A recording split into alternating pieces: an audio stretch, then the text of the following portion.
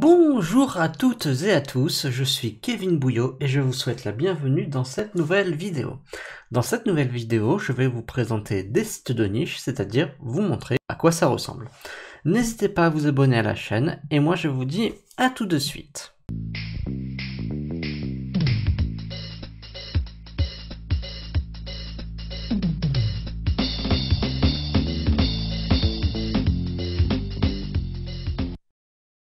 Bien, commençons. Mais alors, qu'est-ce que c'est qu'un site de niche? Un site de niche est un site qui ne traite que d'une seule thématique, que d'un seul produit. Je vais donc vous montrer ici des exemples de sites de niche. Donc je suis sur Google, je vais taper un mot-clé par exemple multicuiseur. Voilà, je valide et j'ai toutes sortes de résultats. Donc Google classe les résultats en fonction de différents critères que j'ai déjà évoqués dans mes vidéos précédentes, notamment la popularité du site, le contenu, ainsi que l'intention de recherche notamment, mais aussi la rapidité du site, sa structure, son UX, etc. Donc on va un peu descendre pour savoir si on peut trouver un site de niche sur cette requête, car ce n'est pas dit, et si on en a un ici, vous voyez comparatifmulticuiseur.com. On va donc dessus. Et là, qu'est-ce qu'on remarque? On remarque que les sites de niche sont construits à peu près tous de la même façon. On a une page d'accueil. Donc la page d'accueil, généralement, elle vise le mot-clé le plus rentable pour le site, c'est-à-dire celui qui va apporter le plus de visiteurs. Donc ici, c'est le mot-clé multicuiseur. Donc la page d'accueil, généralement, donc fournit en contenu, pas mal de contenu, comme on peut le voir. Découpé toujours peu ou prou de la même manière, c'est-à-dire on a ici les meilleurs modèles et des conseils d'achat. Donc pourquoi acheter un multicuiseur, quels sont les meilleurs modèles, comment l'utiliser, etc. Les critères pour le choisir, bien évidemment. Et donc, quand on regarde les sites de niche, on voit qu'ils sont toujours peu ou prou construits de la même manière. On voit donc également, c'est ce qui caractérise les sites de niche notamment, c'est le mode de rémunération, le mode de monétisation. On voit que dans 90% des cas, c'est de la monétisation par l'affiliation Amazon ou autre. Awin par exemple. On a ici d'ailleurs la monétisation par Amazon. Vous voyez ici qu'il y a différents multicuiseurs et que si je clique sur le bouton en savoir plus, ça va me rediriger vers Amazon. Et si j'achète effectivement le multicuiseur qui m'est présenté, le propriétaire du site va toucher une commission. Cette commission est un pourcentage sur le prix de vente du produit en question. On voit aussi que le site internet, évidemment, ce n'est pas qu'une page d'accueil, c'est tout un contexte. Et donc, on peut voir qu'il y a différentes parties sur le site. Il y a des tests, des avis de produits, des conseils d'achat. Donc, si je vais là-dessus, j'ai toutes sortes d'articles qui concernent les multicuiseurs, mais plus particulièrement comment le choisir. Donc, les différents types de multicuiseurs, etc. Mais aussi des recettes de cuisine. Et ça, c'est très important d'en mettre, c'est-à-dire des articles informatifs. Nous avons donc le comparatif en lui-même. Vous voyez qu'il y a également énormément de contenu. Et nous avons les tests, donc les tests et les marques, donc les tests de produits en particulier. Donc, par exemple, ici nous avons le RMC M4502. Donc la personne qui va taper ça dans Google, le nom du produit, elle aura une possibilité de tomber sur ce site et de tomber donc sur le test. Donc si elle tape test RMC M402, M4502, alors on va faire le test de suite. Donc là je vais ajouter le mot test. Donc qui est un mot informationnel. Donc là, il n'y a pas vraiment d'intention d'achat, c'est plus une intention de renseignement, donc informationnel. Donc M4502, voilà. Et là, vous voyez que je tombe en premier sur son site. Alors que si j'enlève le mot test, je vais avoir en premier une boutique en ligne pour acheter le produit en question, puisque là, l'intention ne sera plus d'avoir un test concernant ce produit, mais tout simplement d'acheter le produit, en tout cas aux yeux de Google. Donc là, on voit quand même que le site est deuxième, peut-être que le produit en question n'est pas très populaire, n'est pas très vendu, mais voilà, donc vous avez l'idée. Et nous avons ici, pareil pour les marques, donc Moulinex Cookéo, par exemple, voilà. Test multicuiseur, si je tape tout ça, on va voir ce que ça donne. Test multicuiseur, hop, Moulinex Cookéo.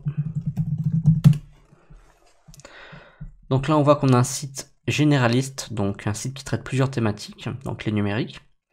On voit qu'on a un autre site de niche, donc là c'est robot-cuisine.info, et on voit ensuite le site en question que l'on a visité. Donc vous voyez que là c'est une requête vraiment informationnelle, donc test, donc les boutiques en ligne ne sont pas mises en avant. En revanche, si j'enlève le mot test, normalement, j'ai donc évidemment le site de la marque, mais aussi ensuite la possibilité de l'acheter sur Amazon. Donc que la marque sorte en premier, c'est compréhensible. Ensuite, donc, eh bien, vous voyez un peu comment ça fonctionne. Il y a donc des pages de produits, des pages généralistes, et des pages de conseils, c'est-à-dire des pages informationnelles. Il ne faut pas avoir 100%, à mon sens, de pages qui contiennent des liens d'affiliation. Il faut des pages vraiment informationnelles où il n'y a pas de lien d'affiliation. Le rapport entre page d'affiliation et page sans lien d'affiliation, c'est vraiment propre à chaque thématique. Regardez ce que font vos concurrents qui sont positionnés en première position sur les thématiques en question, pour avoir une idée à peu près du nombre de pages nécessaires. Alors, voir combien de pages il a celui-là, on va voir combien de pages il a. Alors, comparatifmulticuiseur.com. Toujours bien de regarder ce genre de détails. Donc là on voit qu'il en a 195. Voilà. Donc c'est quand même quelque chose de... Bah ça reste pour un site de niche quelque chose tout simplement de correct.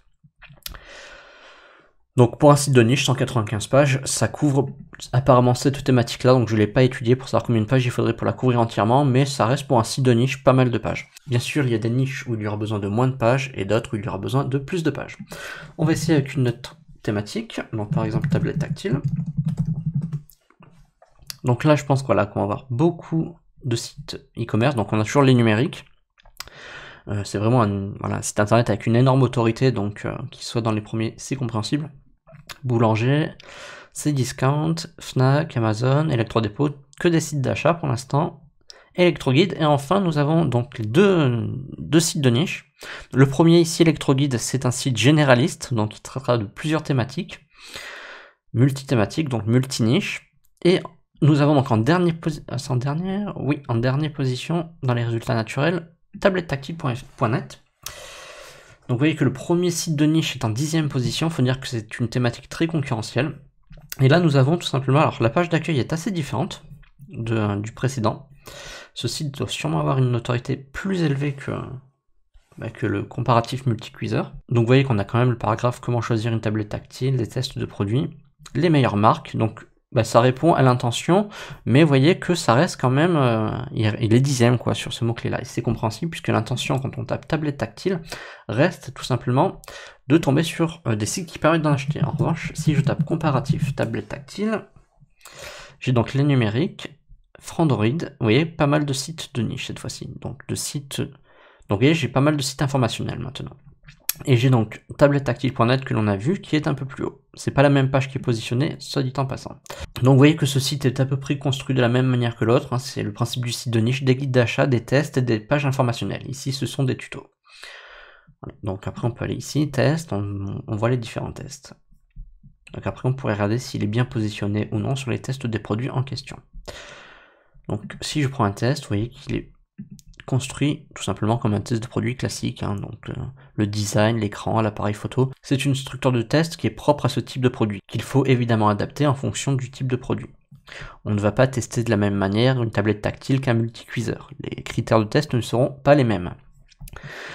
Et vous voyez qu'on a évidemment les liens d'affiliation qui permettent d'acheter le produit et à la personne de toucher une commission. Sachant que voilà, ici il utilise un autre système, donc il n'a pas uniquement Amazon, donc il a aussi Cdiscount et Fnac.com, un peu plus sur rue du commerce également. Donc c'est bien de varier parce qu'on voit que Amazon ici n'est pas le moins cher, et que c'est pour le coup Cdiscount. Et c'est assez important de proposer parfois plusieurs sources, plusieurs possibilités à l'internaute, pour qu'il puisse faire son achat. Après, les conditions de rétribution ne sont pas les mêmes entre Cdiscount, Amazon, Fnac, rue du commerce, etc. Donc ça aussi, c'est à prendre en compte. Donc vous voyez comment un peu est construit un site de niche. Une page d'accueil qui cible le mot-clé principal, des pages de test, des pages d'information.